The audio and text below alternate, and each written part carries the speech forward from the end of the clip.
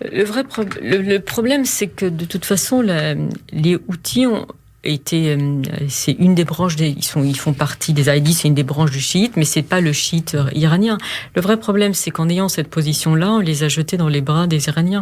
Même si je pense que l'influence iranienne est surestimée en raison du blocus qu'il peut y avoir dans la région. Ouais. Le vrai problème aujourd'hui, on peut le dire comme on le veut, c'est que la majorité des attentats qui ont été commis ces dernières années ont été commis par l'islam sunnite et pas chiite. En fait, c'est ça la vraie différence. C'est que moi, j'ai pas je vous dis, moi, je fais partie de celles qui ont fait un livre sur le voile et qui ont consacré tout un chapitre pour dénoncer notre indifférence à toutes ces militantes qui sont condamnées à des coups de fouet en Iran. Et on se dit, c'est pas grave, parce que la plupart du temps, moi, j'ai été frappée. Quand j'ai fait la courte promotion du livre Lettres aux femmes voilées, c'est de voir des jeunes femmes françaises expliquer que ce qui se passait là-bas ne nous regarde pas. Et en réalité, ce qui se passe en Iran nous regarde, ce qui se passe en Arabie Saoudite nous regarde à partir du moment où, en réalité, ce sont des pays qui projettent, en réalité, ont des groupuscules qui financés par différentes, j'ai pas dit l'État, sauf pour l'Iran, mais qui projettent des attentats à l'étranger. Donc, on est forcément, voilà.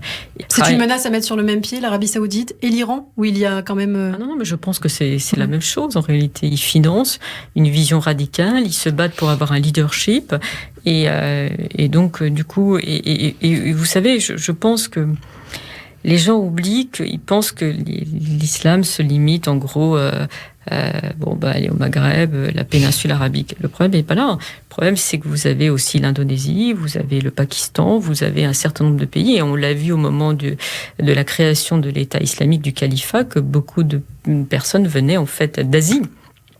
Et donc, du coup, ne pensez pas en réalité que... et le fait que la position de l'Arabie Saoudite, notamment avec le Pakistan, ou un certain nombre de rapprochements, justement après l'assassinat de Jamel Khashoggi, est anodin. Et on voit bien les manifestations les plus violentes. Ça a été le Bangladesh. Voilà, donc c'est quand même... on a toujours une vision assez étriquée. Ce qui, me donne espoir dans l'Iran, c'est que vous avez une élite intellectuelle qui est certes dans des geôles, mais qui permettra en fait d'avoir une révolution à l'intérieur du pays. En fait, moi, j'en demeure convaincue que un jour l'Iran sera démocratique, et parce que quand vous avez des gens qui sont prêts à mourir pour la liberté, ça c'est une réalité. Aujourd'hui en France, on se bat pour que des petites filles soient voilées. En Iran, elles sont en prison parce qu'elles ont le courage de dénoncer cela.